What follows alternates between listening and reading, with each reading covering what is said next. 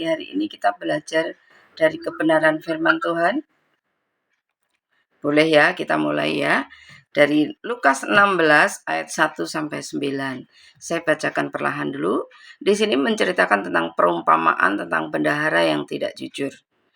Dan Yesus berkata kepada murid-muridnya, ada seorang kaya yang mempunyai seorang bendahara, kepadanya disampaikan tuduhan bahwa bendahara itu menghamburkan miliknya. Lalu ia memanggil bendahara itu dan berkata kepadanya, apakah yang kudengar tentang engkau? Berilah pertanggungan jawab atas urusanmu, sebab engkau tidak boleh lagi bekerja sebagai bendahara. Kata bendahara itu di dalam hatinya, apakah yang harus aku perbuat? Tuanku memecat aku dari jabatanku sebagai bendahara. Mencangkul aku tidak dapat, mengemis aku malu.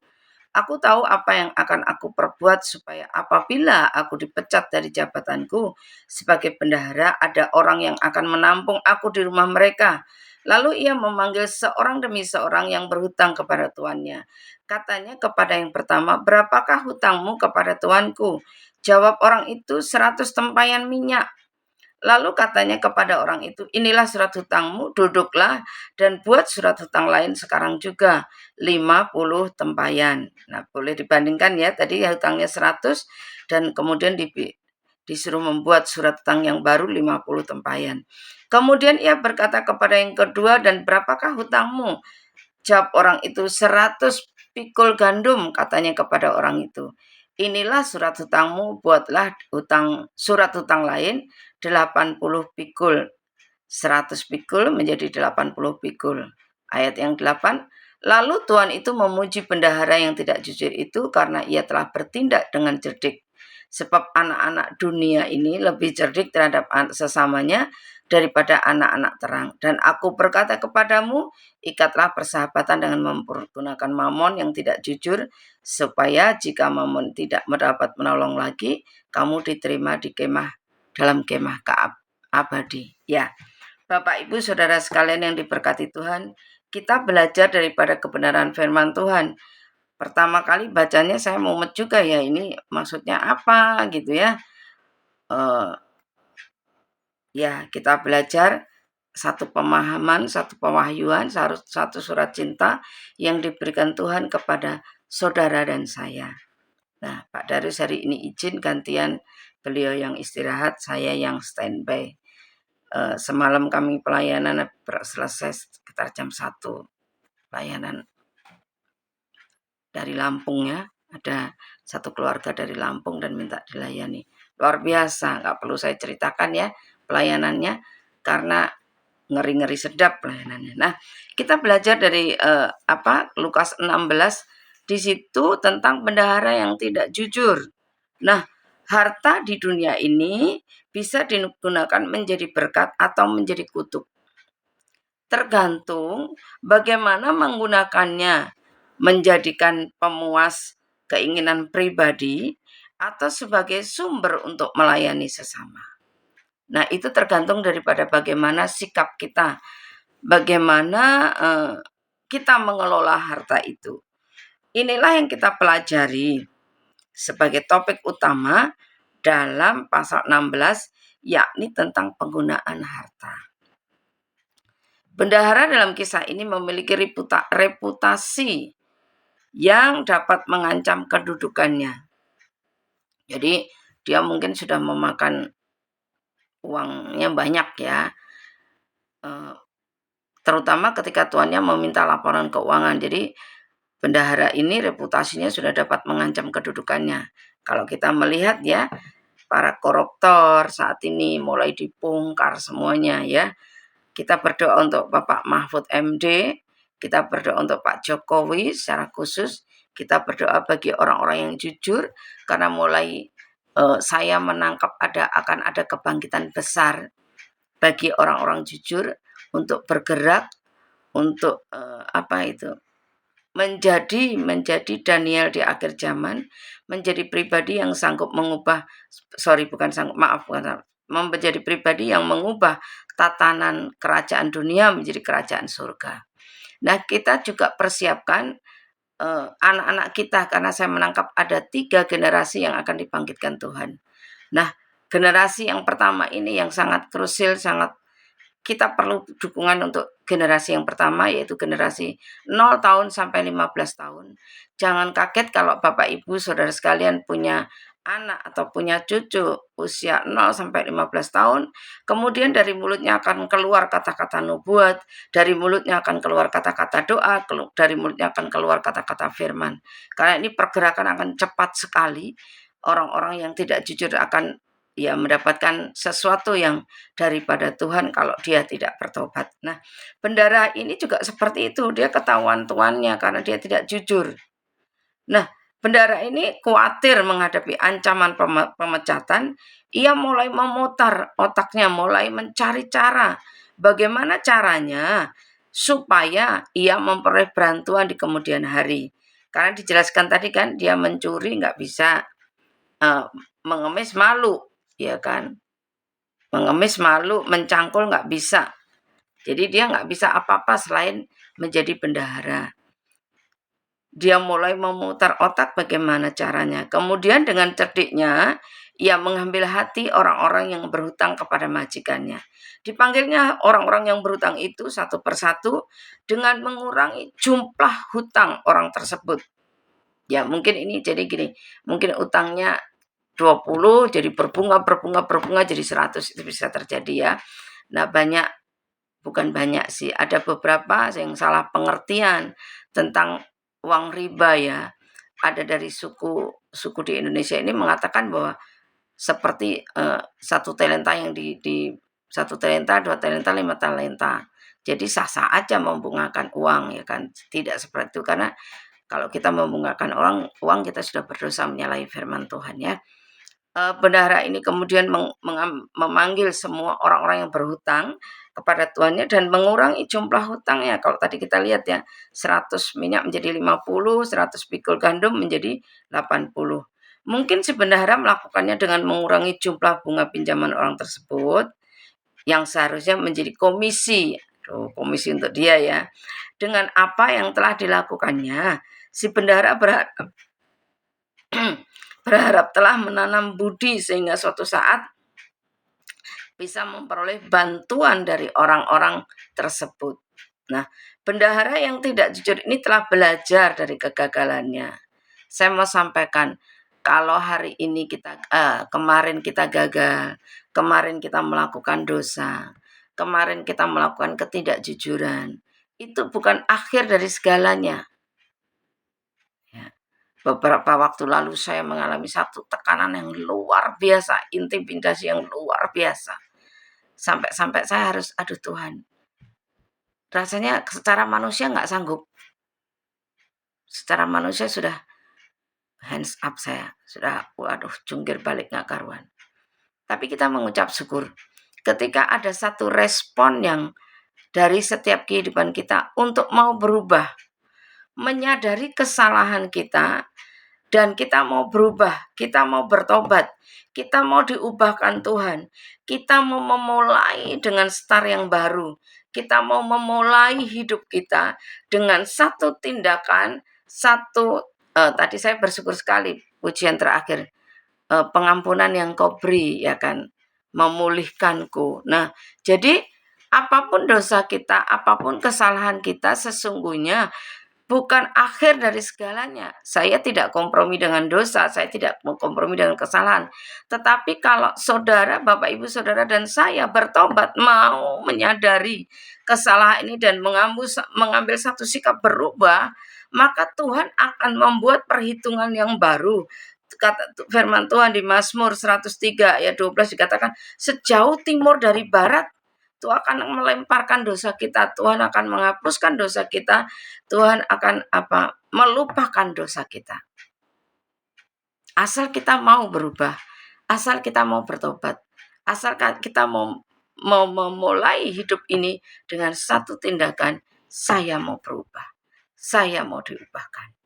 Nah, bendahara ini juga begitu, dia belajar dari kegagalannya, belajar dari kesalahannya, dia mengambil satu sikap. Dia memanggil semua orang-orang yang berhutang kepada tuannya. Ia mengorbankan miliknya dan kemudian memberikannya pada orang lain supaya ia dapat mengambil keuntungan dari pemberian itu di kemudian hari. Kita mengambil satu sikap bertobat, kita mengambil satu sikap minta pengampunan, supaya kita mengambil keuntungan di kemudian hari, yaitu respon kita hari ini menentukan langkah-langkah kita selanjutnya. Nah, betapa cerdiknya bendahara ini, ya kan? Dia tidak lagi memikirkan untung dan ruginya, tetapi dia mengambil satu sikap bagaimana memperjuangkan hidup selanjutnya. Karena ketika dia dipecat otomatis dia sudah tidak punya pekerjaan. Disebutkan mencangkul nggak bisa, ngemis malu, ya kan? Itulah yang dipuji Yesus dari bendahara ini. Bila dia membandingkan dengan anak-anak terang. Banyak anak-anak terang yang kurang cerdik, kurang berhikmat, kurang berpengetahuan. Nah, meskipun mungkin saja anak-anak dunia menggunakan harta untuk hal-hal yang tidak benar, mereka tetap memikirkan keuntungan yang maksimal, mungkin yang dapat diberikan harta mereka. Seharusnya lah kita bijak dalam memaksimalkan penggunaan harta yang sudah dipercayakan pada saudara dan saya. Ingatlah, mari ingat baik-baik bahwa harta tidak dapat membawa mati. Tidak kita bawa mati, bukan tidak membawa. Harta tidak dapat kita bawa mati. Ya, harta hanya bernilai selama kita hidup saja. Oleh sebab itu, jangan gunakan harta hanya untuk kepentingan diri sendiri. Gunakanlah juga untuk membantu orang lain. Ya kan? Saya dengan Pak Dari sudah mungkin ratusan atau lebih ya melayani orang-orang yang sakaratul maut, orang ada yang di akhir hidupnya. Nah, ada beberapa orang yang menjadi rema dalam arti begini. Ada satu perbandingan. Ada seorang yang punya harta tuh banyak banget tapi hidupnya nggak benar. Hidupnya nggak benar, dan ketika di akhir hidupnya dia bertobat, aduh manis sekali meninggalnya. Tapi ada seorang hamba Tuhan yang mungkin hidupnya pas-pasan, tetapi saya tidak tahu perhitungan hidupnya, saya tidak tahu kehidupannya. Di akhir hidupnya sangat mengenaskan. Sangat mengenaskan sekali. Nah, bahkan ada juga yang akhirnya mewariskan hartanya kepada orang-orang yang bukan orang-orang dekatnya. Tapi mari kita garis bawahi bahwa harta tidak kita bawa mati. Sebab itu jangan gunakan harta untuk sesuatu atau kepentingan diri sendiri. Ketika kita dipercayakan harta yang berlimpah, berarti kita dipercayakan juga dengan penatalayaan.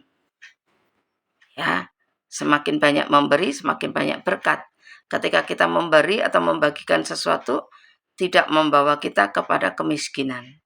Ya, kami bukan orang yang berlebih jaser ya saya, tapi oleh anugerah Tuhan pada waktu beberapa kalilah kami dipercaya Tuhan untuk membagikan setiap hari 100 bungkus kepada saudara-saudara kita pada saat pandemi kemarin.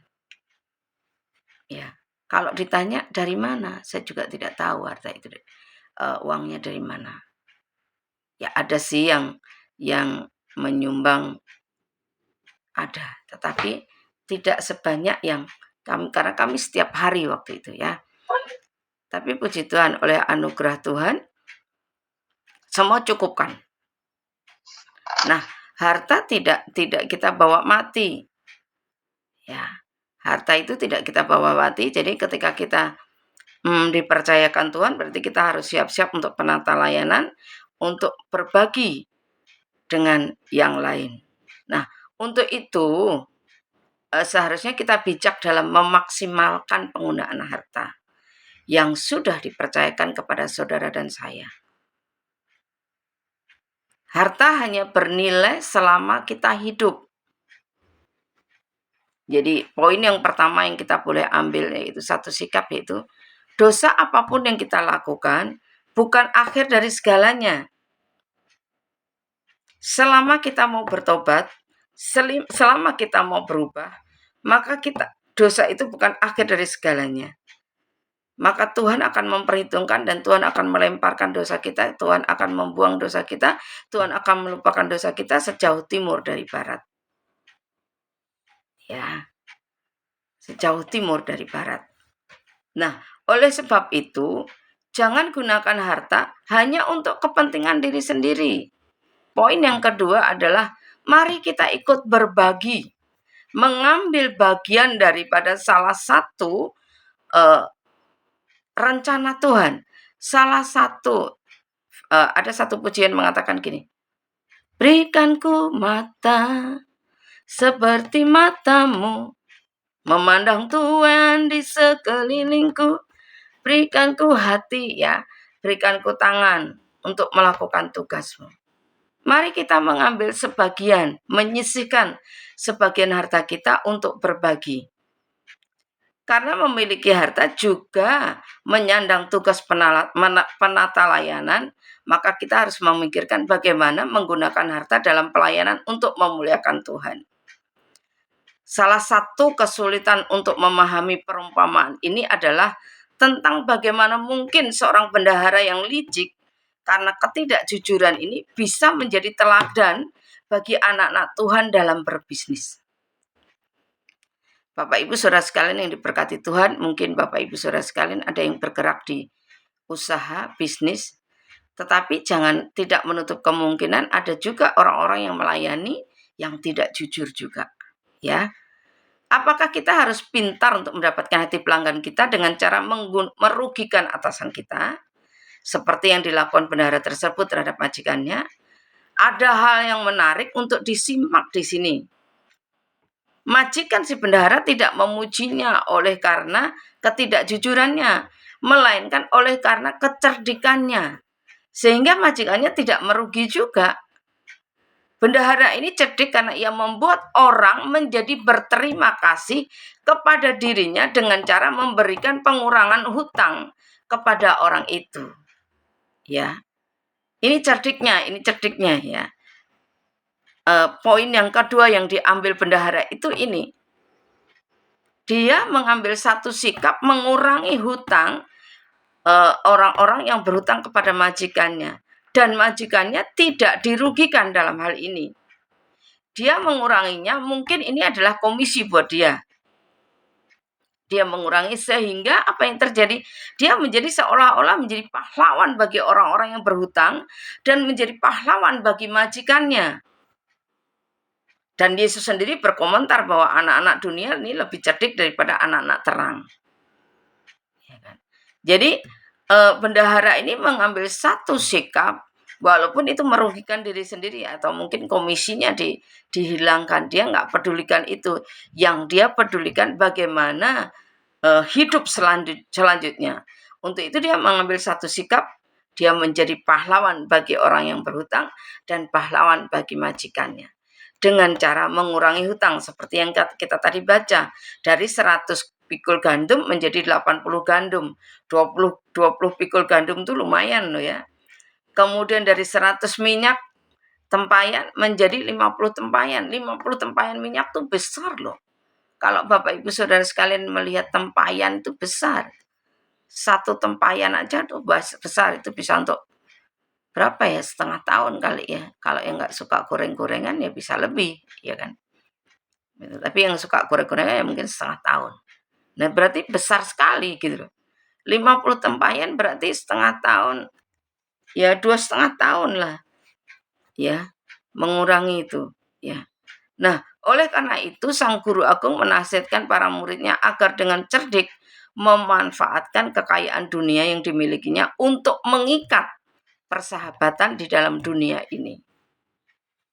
Ya, pada waktu kami di di Israel, di Upper Room. Di situ Tuhan lawat sedemikian rupa seluruh peserta Holy Land, dilawat Tuhan dengan luar biasa di Upper Room. Penjaga Upper Room sudah mau wanti-wanti nih, sudah waktunya keluar karena banyak yang nunggu juga di luar dari rombongan yang lain. Tetapi akhirnya kami mengambil satu sikap ini, bagaimana kalau kita memberikan uang kepada penjaga itu, gitu. Ya sudah, karena semua dilawat Tuhan, semua mengalami lawatan Tuhan yang luar biasa, nggak ada satupun yang dapat bertahan. Akhirnya tour guide lokalnya kami arahkan untuk memberi uang. Penjaganya dikasih $200 tuh banyak banget. Nah, pada waktu itu grup kami adalah orang-orang yang, maaf saya pakai kata gila menabur ya. Orang-orang yang suka menabur gitu. Begitu kami kasih tempel $200, penjaganya itu langsung tutup Upper Room. Tutup Upper Room sehingga kami mengalami lawatan Tuhan sampai mungkin 4 jam lebih. Biasanya kan cuma 10 menit selesai. Itu sampai 4 jam lebih. Nah, the power of kepepet daripada itu, kita pergunakan mamon itu. Nah, kadangkala kita bisa pergunakan itu sebagai alat untuk sesuatu yang benar ya, tapi enggak semuanya seperti itu. Ya kan? Kalau kita melihat gereja-gereja besar, kenapa dia bisa aman-aman aja? Ada hal-hal yang perlu dibagikan dengan saudara-saudara kita yang lain. Ya kan? Kita berbagi dengan saudara kita. Kalau saudara kita yang lain sedang beribadah memerlukan sesuatu, ya kita bagi. Gitu. Ada sebuah gereja yang membangun websitenya mereka sehingga aman-aman aja. Ketika gereja itu beribadah, ya aman-aman aja. Kita pergunakan mamon ini sebagai alat untuk salah satu melancarkan rencana kita untuk kemuliaan nama Tuhan. Tapi kita tidak terikat dengan mamon ya. Kita tidak terikat dengan mamon. Jadi mamon dipergunakan untuk sesuatu yang seperti yang saya ceritakan tadi. Seperti yang kita pahami tadi. Nah, maka dari itu akhirnya Tuhan pun memuji kecerdikan daripada bendahara ini.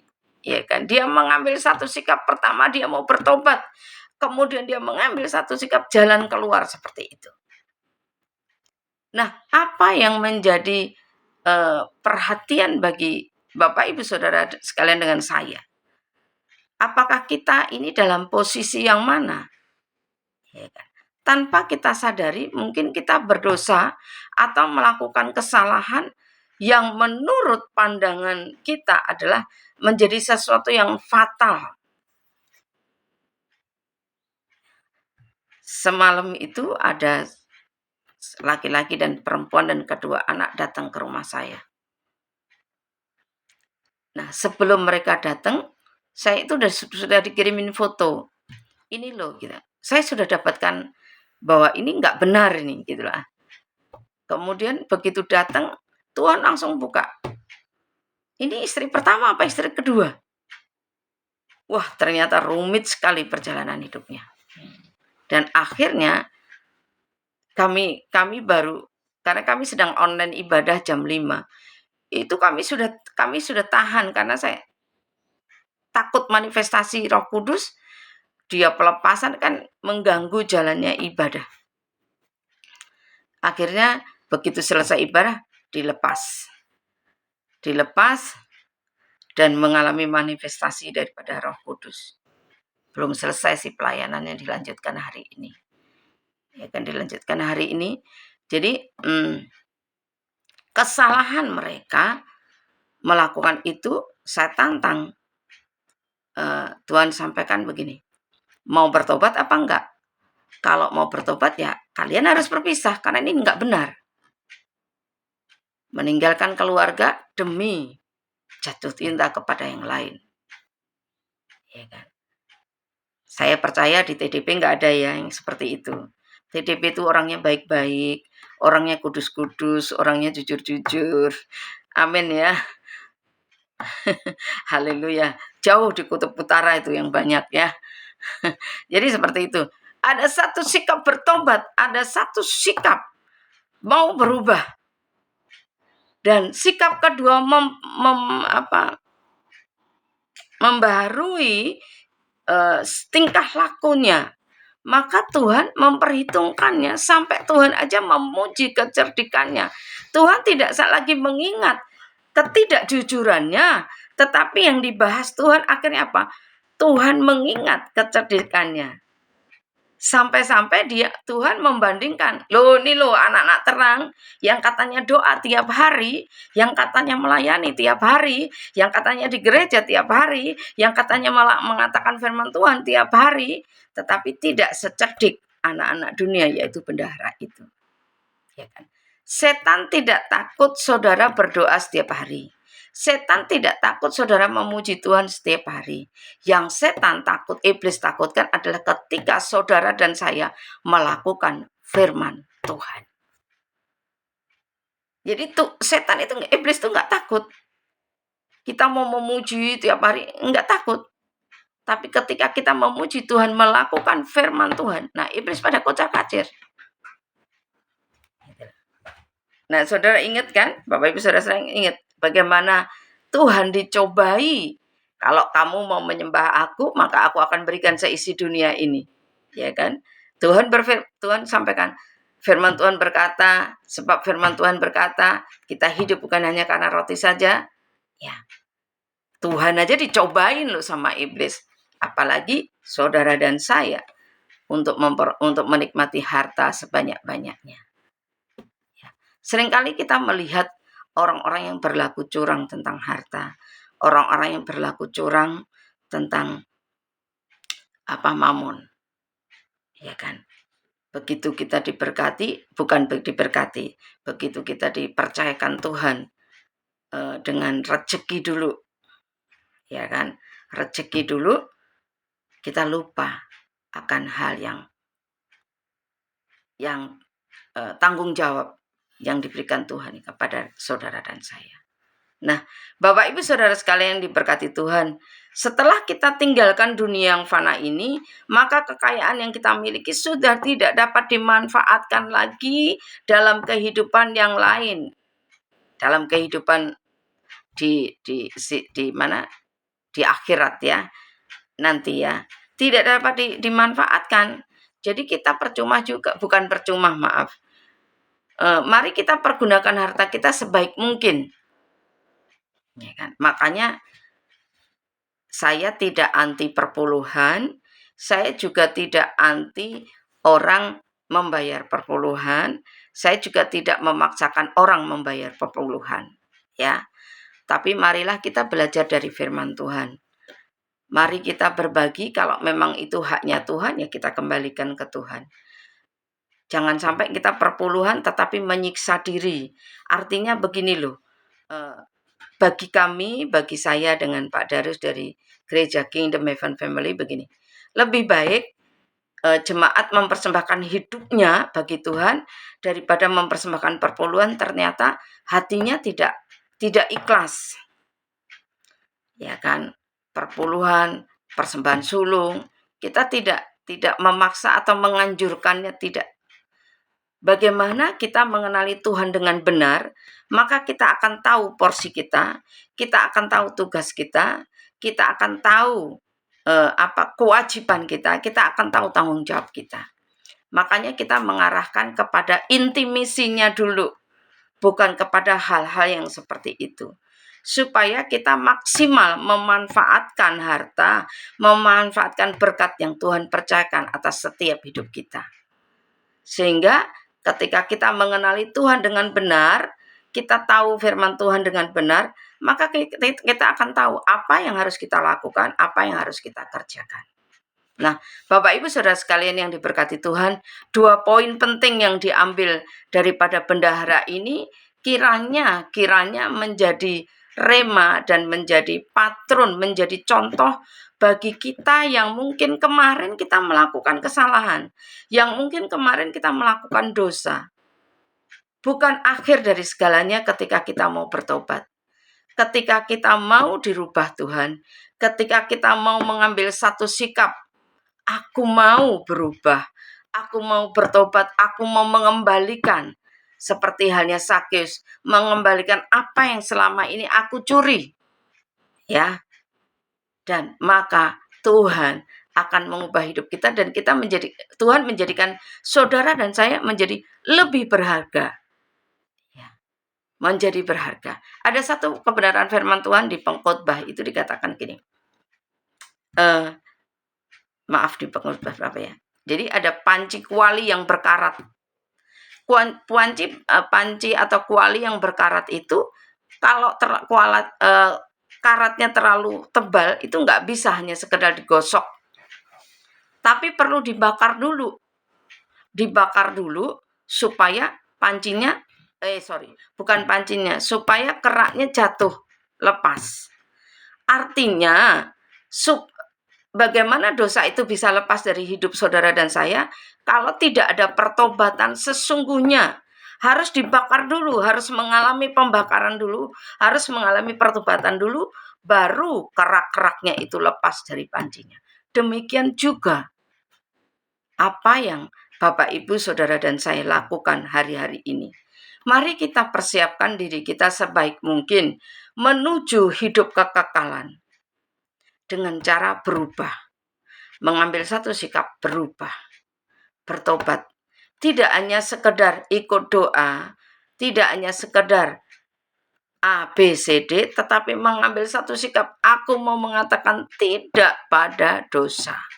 Sehingga ketika kita masuk doa dengan sungguh-sungguh, tidak sambil lalu, tidak sambil melihat siapa yang bertugas, tetapi mengambil satu sikap, aku perlu doa ini, aku perlu dicas kembali, aku perlu komunitas yang membangun, aku perlu Tuhan lebih dari segalanya. Sehingga hidup kita lebih berarti, hidup kita lebih berharga, hidup kita memuliakan Tuhan. Mungkin kita saat ini belum seberapa dengan apa yang dilakukan daripada bendahara ini.